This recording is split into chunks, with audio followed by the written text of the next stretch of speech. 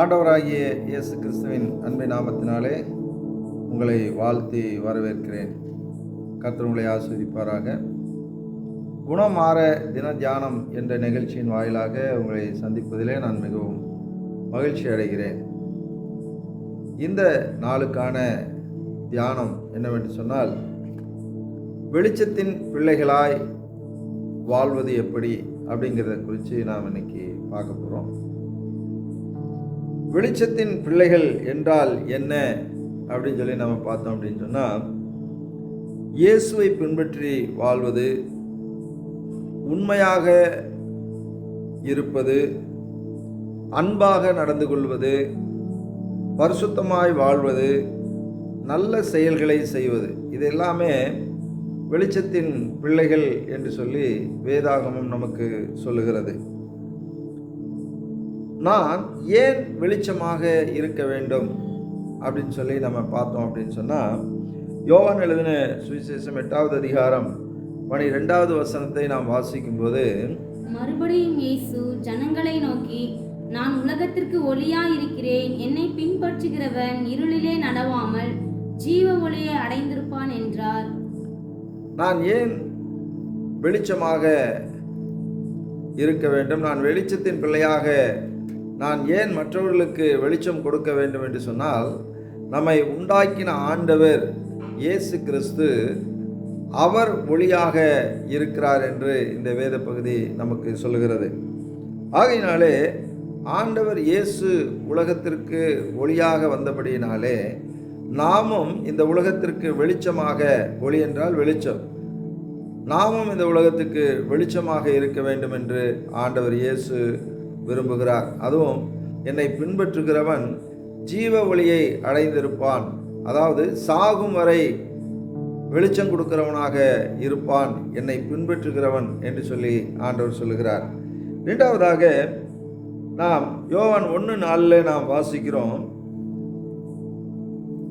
அந்த வார்த்தை தான் மாம்சமாகி அது ஒளியை கொடுக்கிறது என்று சொல்லியிருக்கிறது. அவருக்குள் ஜீவன் இருந்தது, அந்த ஜீவன் மனுஷருக்கு ஒளியா இருந்தது. அப்போ ஆண்டவர் இயேசு தான் மனுஷருக்கு ஒளியாக இருக்கிறார். ஒரு மனுஷனுக்குள்ளே இயேசு இருந்தால் அந்த மனிதன் மூலமாக வெளிச்சம் மற்றவர்களுக்கு வீசும். அதாவது பரிசுத்தம், உண்மை, நீதி எல்லாமே அந்த மனிதன் மூலமாக மற்றவர்களுக்கு சென்று அடையும் என்று சொல்லி வேதம் சொல்லுகிறது.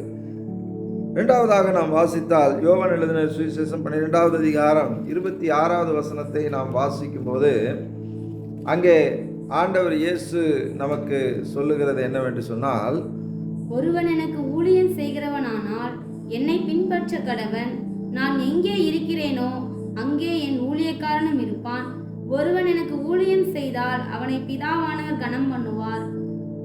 இங்கே ஆண்டவர் இயேசுவுக்கு ஒருவன் ஊழியம் செய்தால் அவரை பின்பற்ற வேண்டும் என்று சொல்லியிருக்கிறது. இயேசுவை பின்பற்றும் போது நாம் வெளிச்சம் கொடுக்கிறவர். இயேசு எப்படி இந்த உலகத்துக்கு வெளிச்சமாக இருந்தாரோ அதுபோல நாமும் இந்த உலகத்திற்கு வெளிச்சமாக திகழ்வோம் என்று சொல்லி இங்கே சொல்லுகிறது. அடுத்ததாக நாம் வாசிக்கும் போது யோவான் 1ஆம் அதிகாரம் 12வது வசனத்தை வாசிக்கும் போது, அவருடைய நாமத்தின் மேல் விசுவாசம் உள்ளவர்களாய் அவரை ஏற்றுக்கொண்டவர்கள் எத்தனை பேர்களோ அத்தனை பேர்களும் தேவனுடைய பிள்ளைகளாகும்படி அவர்களுக்கு அதிகாரம் கொடுத்தார். ஏன் நான் வெளிச்சமாக இருக்க வேண்டும் என்று சொன்னால், நான் அவருடைய பிள்ளை. இப்போ ஒரு வெளிச்சம் இருக்கிறது என்று சொன்னால் அதிலிருந்து இருட்டு வராது. ஏனென்றால் அதிலிருந்து வருகிறது, ஒரு பல்பிலிருந்து வருகிறது வெளிச்சம். ஒரு மனிதனுக்குள்ளே, சாதாரணமான ஒரு மனிதனுக்குள்ளே இயேசு வரும்போது அது வெளிச்சமாக நல்ல செயல்காக வெளிவரும். இப்போது ஒரு பல்ப் இருக்குது, அந்த பல்புக்குள்ளே கரண்ட் வந்த உடனே அதிலிருந்து வெளிச்சம் பிரகாசிக்கிறது. அது மாதிரி ஒரு மனிதன், சாதாரணமாக இருக்கிற மனிதனுக்குள்ளே இயேசு வந்தால் அவனிலிருந்து இயேசு வெளிச்சமாக மற்றவர்களுக்கு நல்ல செயல்களை வெளிப்படுத்துகிறவனாக இருப்பான் என்று சொல்லி இங்கே வேதம் நமக்கு சொல்லுகிறது. 1 தெசலோனிக்கேயர் 5ஆம் அதிகாரம் 5வது வசனத்தை நாம் வாசிக்கும் போது, நீங்கள் எல்லாரும் வெளிச்சத்தின் பிள்ளைகளும் பகலின் பிள்ளைகளுமாய் இருக்கிறீர்கள். நாம் இரவுக்கும் இருளுக்கும் உள்ளவர்களான் அல்லவே. ஆகையினாலே இங்கே சொல்லுகிறது என்ன சொல்லுது அப்படின்னு சொன்னால், நாம் எல்லாருமே வெளிச்சத்தின் பிள்ளைகள், அதாவது இயேசுவோட பிள்ளைகள். ஆண்டவர் இயேசு இந்த உலகத்துக்கு வெளிச்சமாக இருக்கிறார். அவரிலிருந்து வந்தவர்கள்தான், அவர் உண்டாக்கினவர்கள்தான். அவரை ஏற்றுக்கொண்டால் நாம் அவருடைய பிள்ளைகளாகிறோம் என்று வேதம் நமக்கு சொல்கிறது. ஆகையினாலே அவருடைய பிள்ளைகள், தகப்பன் பரிசுத்தமாயிருந்தால் பிள்ளைகளும் பரிசுத்தமாயிருப்பார்கள். இயேசு வெளிச்சமாக இருக்கிறபடினாலே இயேசுவை பின்பற்றுகிறவர்களும் வெளிச்சமாக இருப்பார்கள் என்று சொல்லி இங்கே நமக்கு சொல்லுகிறது. இரண்டாவதாக, நாம் வெளிச்சத்தின் பிள்ளைகளாய் நடப்பது எப்படி? நாம் எப்படி இந்த உலகத்தில் வெளிச்சத்தின் பிள்ளைகளாய் நடக்க முடியும்? அதற்கு ஏதாவது வழி இருக்கிறதா என்று சொல்லி பார்த்தால், பரிசுத்த வேதாகமத்திலே நமக்கு வழி இருக்கிறது. 1 யோவான் 1ஆம் அதிகாரம் 6வது வசனத்திலிருந்து 7வது வசனமும் நாம் வாசிப்போம் என்று சொன்னால், நாம் அவரோடு ஐக்கியப்பட்டவர்கள் என்று சொல்லியும் இருளிலே நடக்கிறவர்களாய் இருந்தால் சத்தியத்தின்படி நடவாமல் பொய் சொல்லுகிறவர்களாய் இருப்போம். அவர் ஒளியிலே இருக்கிறது போல நாமும் ஒளியிலே நடந்தால் ஒருவரோடு ஒருவர் ஐக்கியப்பட்டிருப்போம். அவருடைய குமாரனாகிய இயேசு கிறிஸ்துவின் இரத்தம் சகல பாவங்களையும் நீக்கி நம்மை சுத்திகரிக்கும். இங்கே நாம் வெளிச்சத்தின் பிள்ளைகளாய் நடப்பதென்றால் என்ன, எப்படி நடக்கிறது அப்படின்னு சொன்னால், அவர் ஒளியில் இருக்கிறது போல நாமும் ஒளியிலே நடந்தால் அவரோடு நாம் ஐக்கியப்பட்டிருப்போம் என்று சொல்லியிருக்கிறது.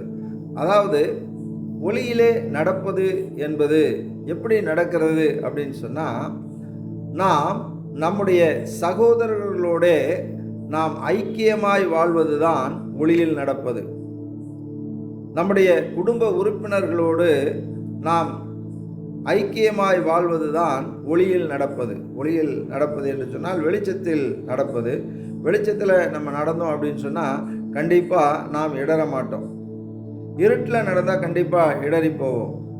இன்றைக்கு மனிதனுடைய வாழ்க்கையில் நிறைய பிரச்சனைகள் வருகிறது, நிறைய தடைகள் வருது. காரணம் என்ன அப்படின்னு சொன்னால், வெளிச்சத்தில் நடக்கிறோம், ஆனால் பாவ இருள் ஒரு மனிதனுக்குள்ளே வரும்போது அவனுக்கு எல்லாமே தடைப்பட்டு போகிறது. தடைப்பட்டு அது நடக்கிறது. ஆகையினாலே இங்கே நாம் பார்க்கிறோம், வேதத்திலே நமக்கு அழகாக சொல்லியிருக்கிறது, நாம் ஆண்டவராகி இயேசு கிறிஸ்துவை ஏற்றுக்கொண்டு வெளிச்சத்திலே நடக்கிறவர்களாக இருந்தால் நாம் ஒருவரோடு ஒருவர் ஐக்கியப்பட்டிருப்போம் என்று சொல்லியிருக்கிறது. ஆகினாலே நாம் ஒருவரோடு ஒருவர் ஐக்கியமாய் வாழ்வதுதான் வெளிச்சத்திலே நடப்பது என்று சொல்லியிருக்கிறது. அடுத்ததாக நாம் பார்த்தோம் என்று சொன்னால், நாம் நம்முடைய சபையிலே அங்கம் வகிக்கிறோம். அந்த சபை மக்களோடு நமக்கு ஒரு ஐக்கியம் இருக்க வேண்டும் என்று இங்கே வேதம் நமக்கு சொல்லுகிறது. ரோமருக்கு எழுதின நிருபம் 13வது அதிகாரம் 12வது வசனத்தை வாசிக்கும் போது, இரவு சென்று போயிற்று, பகல் சமீபமாயிற்று. ஆகையால் அந்தகாரத்தின் கிரிகளை நாம் தள்ளிவிட்டு ஒளியின் ஆயுதங்களை தரித்து கொள்ள கடவோம். இங்கே என்ன சொல்லியிருக்கிறது என்று சொன்னால், நான் எப்படி ஒளியிலே நடப்பது என்று சொன்னால், ஒளியின் ஆயுதத்தை நான் தரித்து கொள்ள வேண்டும் என்று சொல்லியிருக்கிறது. அதாவது இந்த வெளிச்சம் என்பது ஒரு ஆயுதத்துக்கு ஒப்பிட்டு இங்கே சொல்லப்பட்டிருக்கிறது.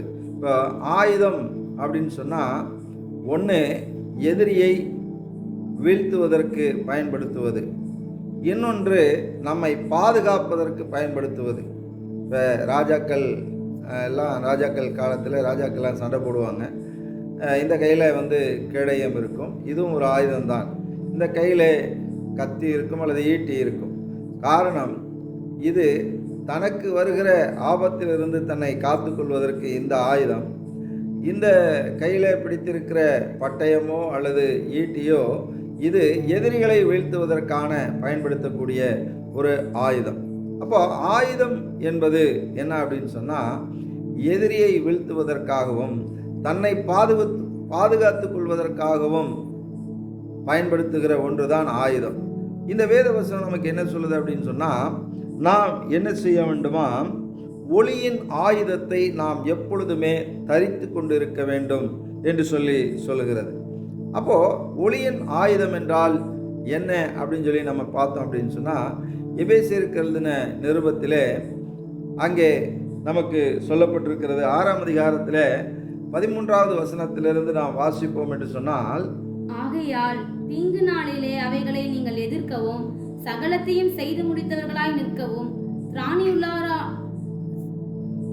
ஆகையால் தீங்கு நாளிலே அவைகளை நீங்கள் எதிர்க்கவும் சகலத்தையும் செய்து முடித்தவர்களாய் நிற்கவும் திராணியுள்ளவர்களாகும்படிக்கு தேவனுடைய சர்வாயுத வர்க்கத்தையும் எடுத்துக்கொள்ளுங்கள்.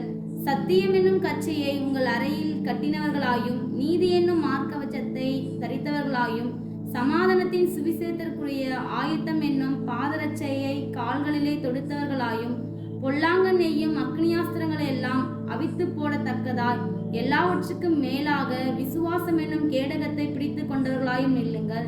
இரட்சண்யம் என்னும் தலைசிராவையும் தேவ வசனமாகிய ஆவியின் பட்டயத்தையும் எடுத்துக்கொள்ளுங்கள்.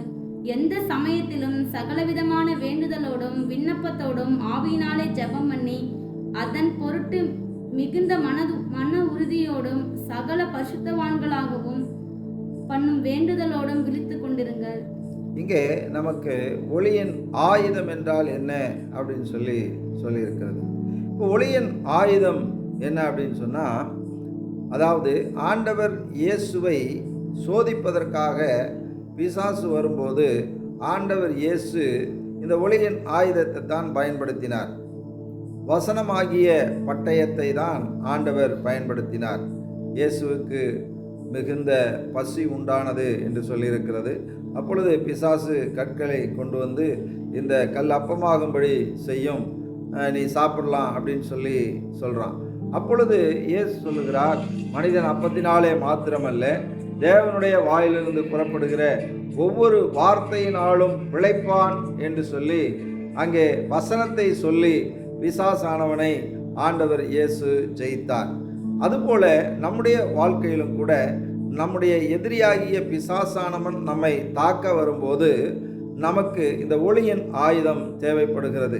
அதைத்தான் இந்த வேத பகுதி என்ன சொல்லுகிறது என்று சொன்னால், முதலாவது ஆயுதம் வசனம், சத்தியம் என்கிறதான அந்த வசனம் தான் நமக்கு ஒளியின் ஆயுதம் என்று சொல்லியிருக்கிறது.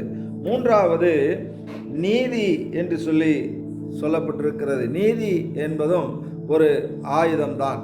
அதே போல மூன்றாவது சமாதானம் என்கிறதான ஒரு ஆயுதம். அதாவது நமக்குள்ளே சமாதானம் இருக்க வேண்டும். சமாதானமும் நீதியின் ஒளியின் ஆயுதம் என்று சொல்லியிருக்கிறது.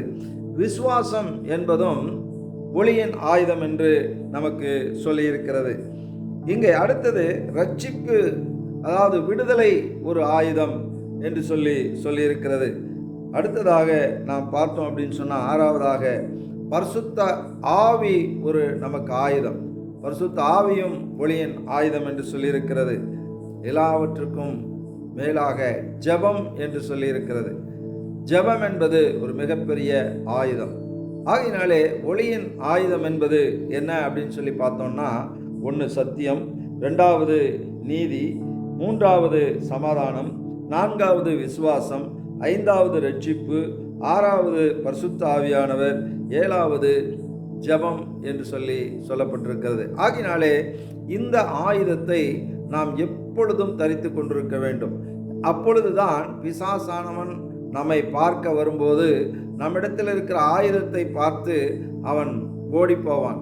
நம்மகிட்ட எந்த ஆயுதமும் இல்லை, சாதாரணமாக ஒரு எதிரி நம்ம தாக்க வர்றான் அப்படின்னு சொன்னால் நம்ம கையில் என்ன வச்சுக்கிட்டு இருக்கிறோம் அப்படின்றத பார்ப்பான்.